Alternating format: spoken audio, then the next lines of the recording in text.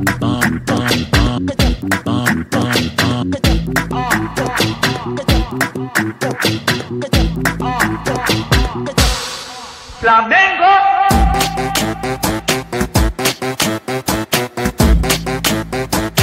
Bom dia, boa tarde, boa noite para você ligado aqui no Desfla. Eu, Bruna Medeiros, estou aqui para trazer as principais informações de hoje do Flamengo e é óbvio, né, da minha opinião aí sobre os assuntos que estão em pauta. Quero também saber a opinião de todos vocês aí, não costumo fazer tantos vídeos assim, mas quando eu faço também leio os comentários, então comenta aí embaixo as suas opiniões sobre tudo que eu falar hoje, deixa seu like também, que é muito importante para o crescimento do canal, se inscreve se você não conhecia aqui, tá caindo de paraquedas, eu faço live sempre nesse horário que vai sair o vídeo, 1h, eu tô sempre começando uma live, mas hoje um pouquinho diferente aí com o vídeo gravado, tá? Mas fica aqui com a gente, tem pré-jogo também no sábado de Flamengo Internacional, vou estar no Maracanã, vou fazer o pré-jogo pra vocês, então dá essa moral aí, compartilha o canal, fica aqui, enfim, vou começar o vídeo sem mais enrolação, né? Primeiro assunto que eu quero falar hoje é sobre a questão do Filipe Luís, tá? Eu sei que já passou um pouco, né, desse assunto, porque a seleção já foi goleada pela Argentina há 2 dias, né? Não foi ontem, então já passou um pouco o hype, vamos dizer assim, desse assunto. Mas, ainda assim, tem um movimento muito grande do pedido do Filipe Luís na seleção, tanto por parte da imprensa, quanto também de outras pessoas aí da mídia, também torcedores, né? Torcedores de outros times que não sejam do Flamengo. E, beleza, eu até vejo muita gente dizer que esse movimento é só para prejudicar o Flamengo. Eu não acho, tá, que seja só para prejudicar o Flamengo. Eu acho que sim, porque as pessoas estão desesperadas por um treinador que preste. O Brasil não tem esse treinador que preste há muito tempo. Não existe esse cara no Brasil, brasileiro, né? Não no Brasil contando estrangeiros que trabalhem no Brasil, mas brasileiro não existe esse cara há muito tempo, os treinadores estão ultrapassados, você tem opções ruins, você tem um Dorival Júnior indo na seleção que nunca ganhou nada de relevante, tirando pelo Flamengo, pelo São Paulo, nos últimos anos.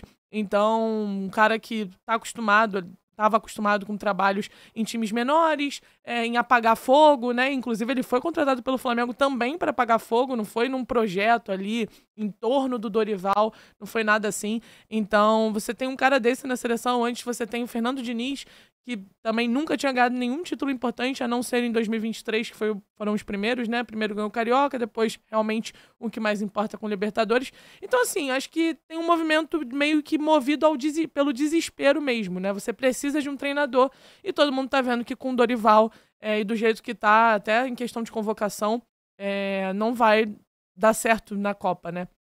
Que falta pouco tempo, já é ano que vem, então tá todo mundo meio desesperado. Mas, óbvio que também tem o lado ali de querer prejudicar o Flamengo, né? Tá vendo que o Filipe Luís tá encaixadaço no Flamengo, com o melhor elenco do Brasil, então você também vai querer prejudicar, né? Quem não torce pro Flamengo. Mas, cara, a minha opinião eu não tô nem pensando só no Flamengo não, tá? Eu tô pensando logicamente também. Acho que pro próprio Filipe Luís, inclusive já saiu uma notícia sobre isso, né? O UOL Sport, acho que postou, acho que também, se eu não me engano, teve outros jornalistas que postaram, mas enfim, postaram que o Filipe Luís já avisou pro Boto que não aceitaria uma proposta da seleção brasileira. E eu acho que ele realmente não deveria aceitar, tá? Assim, tô dando uma opinião sem clubismo, sem pensar no Flamengo especificamente. O Filipe Luís tem pouquíssimos meses de treinador profissional. Ele tem 5 meses de treinador profissional.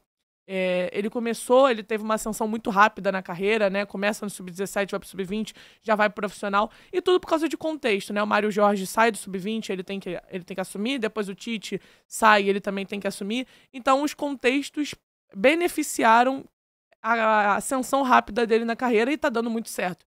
Mas seleção, a gente sabe que é diferente. A seleção, ela não é só você decidir. Todo mundo sempre fala que é a convocação de empresário e tudo mais, e a gente vê isso com como os treinadores têm filosofias diferentes e mesmo assim convocam a mesma base de jogadores, né? Óbvio que com algumas modificações, até porque, né, também não tem como você convocar igualzinho, mas é a mesma base. Então, cara, é muita coisa envolvendo. Você tem pouco treino, você não vai ter o dia a dia como ele tem no clube, né? Você treinar uma seleção e treinar um clube é totalmente diferente. Eu acho que você precisa pelo menos ter um pouquinho mais de tempo na carreira para você se acostumar a essa ideia. E não pegar uma seleção no ano que antecede a Copa para tentar ser o salvador da pátria. Então, assim, até porque essa geração do Brasil também tem bons nomes, como o Vinícius Júnior, que é o melhor do mundo atualmente. O Rafinha pode vir a ser o melhor do mundo. Você tem o Rodrigo, você tem ali ainda o Alisson, querendo ou não, é goleiro do Liverpool, né? Enfim, você tem bons nomes, mas você também tem posições que estão muito precárias, né? Como o meio de campo, e aí o Dorival até potencializa isso, não convocando o Andreas Pereira, né? Que eu também não entendo. Ele estava jogando muito no Fulham, desculpa, e não entendi ele não convocar, até porque ele foi bem nos jogos que ele fez pela seleção. Nos últimos, pelo menos, né? Mas, enfim, até vou falar sobre ele também daqui a pouquinho, sobre o Andreas Pereira. Então, assim, eu acho que não seria uma boa decisão pro Filipe Luís, tá? Olhando na visão dele. E também não acho que seria inteligente da CBF. Mas aí também querer inteligência da CBF a gente já tá querendo demais, né? Porque teve, como eu falei, a contratação do Diniz, a contratação do Dorival. Não acho que nenhuma dessas foi assertiva. E acho que agora a CBF deveria focar em tentar um treinador estrangeiro mesmo, porque os nomes do Brasil não tão bons. Mas, enfim, só para falar minha visão sobre isso do Filipe Luís, acho que seria um erro para ele, seria um erro para a CBF e, obviamente, iria prejudicar o Flamengo, né? Olhando aí em uma visão mais clubista. Bom, segundo ponto do dia, o Flamengo tá atrás de um meia, né? Tá pensando em contratar um meia na próxima janela, tá mapeando o mercado. E aí surge o nome do Andreas Pereira, né? O jornalista Júlio Miguel Neto trouxe que o Flamengo avalia a volta do jogador, que avalia a recontratação do jogador. E, cara, eu entendo, tá? Eu entendo todo mundo que é contra o Andreas Pereira no Flamengo pelo que ele fez. Eu entendo todo mundo que odeia o Andreas Pereira, porque realmente ficou marcado pelo erro dele, né? Apesar dele ser o melhor jogador naquela final em campo, né? Nos 90 minutos, pra mim, pelo menos, ele foi. E tava jogando muito bem. Ele ficou marcado pelo erro, pelo escorregão, que é um lance que, infelizmente, aconteceu, assim, não foi preciosismo, não foi... nossa, ele tentou dar um drible na defesa. Não foi nada disso, ele escorregou, né? Então, assim, não é algo que é por uma postura soberba dele, por exemplo, né? Mas, enfim, ficou marcado e eu consigo entender. Mas, cara, o André joga muito, tá? Vou falar, assim, pra vocês que eu acho que... eu até falava isso na época. Eu lembro que depois do erro, né? Eu fiquei muito revoltada no início, é óbvio. Mas aí passou um tempinho e eu falei assim pro meu pai, cara, que pena que isso aconteceu com ele, logo com ele. E aí eu até deixei claro, né? Não porque eu tô com pena dele, o Pitico, não sei o quê, mas sim porque ele ia ser um jogador muito bom pro Flamengo. Eu falei isso na época, eu falei, cara, a gente tava quase comprando já ele do Manchester United, a gente ia conseguir comprar por 10 milhões, cara, esse valor era muito bom. Muito bom esse valor. Tipo, esse valor era absurdo. A gente vê agora, o Palmeiras tentou contratar e tava chegando a 25 milhões de euros. Então, de libras, né? Não sei se era libra ou euro, mas acho que era libra. Enfim, você tenta agora 25, antes era 10. Então eu falei pro meu pai na época isso. Eu falei, cara, é triste ter acontecido com ele, porque não por ele, não só por ele, né? Porque óbvio que o jogador também fica com a cabeça ferrada, né? Mas não por ele, não tô falando por ele, tô falando pelo Flamengo, porque era um ativo do clube que ia fazer muita diferença. Muita diferença. Então, assim, na época, a gente, se não tivesse acontecido esse erro com ele, ele teria ficado, ele teria sido comprado por um valor muito abaixo e talvez hoje você até tivesse uma proposta absurda por ele. Você poderia ter lucrado muito com o jogador. E eu tenho certeza que ele iria dar certo. Mas, na época, o psicológico dele também não dava mais, não dava pra você comprar naquele momento. A torcida não estava suportando ele próprio não estava nem conseguindo, né, confiar nele mesmo, né, não estava conseguindo confiar nas suas próprias ações, então não tinha como. Mas sobre uma volta hoje, eu acho que ele seria, sim, um substituto para o Arrascaeta, tá? Na época ele falou que ele era segundo volante e que não sei o quê, mas era porque ele não queria disputar a posição com o Arrascaeta, ele ia escolher o caminho mais fácil para ser titular. Mas ele não é esse cara, ele não é segundo volante, ele é meia, cara, ele é meia, inclusive ele dá muita assistência lá no Fulham, ele faz muita diferença, até fazendo dupla com o Rodrigo Muniz, também outro jogador, ex-jogador do Flamengo, então acho que ele seria o cara ideal, seria o ideal, tirando todo o contexto dos erros dele, tá? Mas 25 milhões acho um pouco demais, tá? Acho que 25 milhões é um valor muito acima, seria um cara que você contrataria para ser a compra mais cara da história do Flamengo e que tem esse erro nas costas. Então, não acho que seja uma boa opção pelo que aconteceu. Se tirasse tudo isso, se não tivesse tido erro, enfim, cara, eu amaria ter o Andreas Pereira aqui, porque ele joga muito. Ele tem muita qualidade, muita. E eu acho que é dele que, assim, ele encaixaria perfeitamente no esquema do Filipe Luís, ao meu ver. Inclusive, acho que ele teria tudo pra bancar o Arrascaeta, tá? Pro Arrascaeta ser banco pra ele, até pela questão física dele. Mas 25 milhões acho que é demais. Acho que é melhor você procurar um outro jogador. Pode ser jogador da Europa. Se você quiser realmente contratar um cara pra ser titular, quiser gastar muito dinheiro com ele, vai lá na Europa, vê quem você pode trazer, mas eu acho que fazer a maior compra da história do Flamengo no Andreas Pereira, que já tem todo esse histórico, não acho que seria bom, tá? Por esse valor. Mas, como eu falei, acho ele um excelente jogador. Bom, acho que o Flamengo tem que apostar ou no scouting, tá? Finalizando esse assunto, ou no scouting mesmo, tentar um jogador aí que não seja muito conhecido, mas que seja bem avaliado e que tenha características necessárias para o Filipe Luís e também avaliado pelo Boto. Ou então, e tentar mesmo um jogador consagrado. Aí, quem seria esse cara, eu já não sei dizer, porque realmente teria que ver quem seria possível, né? Tudo isso. Mas confio no Boto, sinceramente, estou confiando no Boto nesse quesito aí. E eu acho que tenho a esperança, pelo menos, que finalmente a gente vai ter um cara para não ser reserva do Arrascaeta, mas sim para ser titular. Para chegar para ser titular ou para pelo menos brigar pela vaga. O Arrascaeta vai ter que brigar com esse cara. Não é um cara chegando pra ser o reserva, pra substituir quando a Arrascaeta estiver fora. Não, é pra brigar. É pra o cara com estofo pra chegar e vestir a camisa e jogar, entendeu? Então eu tô esperançosa de que o Boto vai ser o responsável por achar esse cara que a gente tá procurando desde 2019, tá? Bom, outro assunto é a lesão do Danilo, né? O Danilo se lesionou novamente, o Flamengo trouxe essa notícia ontem, ele estava recuperado daquele problema físico que ele tinha sofrido, e ontem teve um novo problema físico aí, vou até ler aqui a nota, né, que o Flamengo disponibilizou sobre essa questão.